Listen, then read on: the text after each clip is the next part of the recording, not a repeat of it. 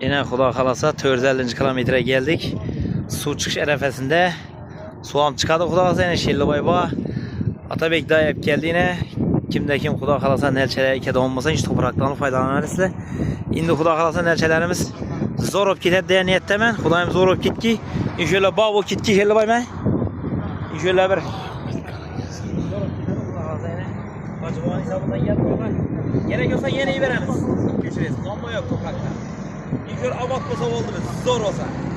Aynen. Biraz mazar toprak geldi. Acayip. Benim ana yine özüm. Aynen.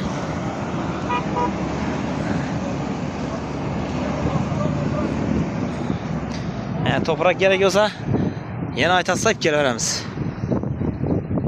Su çıksa oldu Xudo kalasa. Glamnisi. Gel suda. He, toprak taşadı. Esertir Atabek ya. İnşallah toprak gerek yine Xudo kalasa. Diagnoz taşı Allah yine.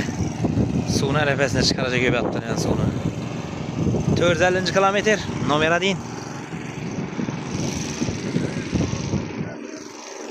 Xudo kalasa öyle bir zor olup gitedi belli.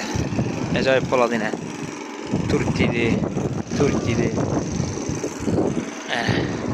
Su gelip durdu mammasız. Çerdek kurulgan, oka düşüp yattı. Biraz su çıkar mı Xudo kalasa? Bir gün?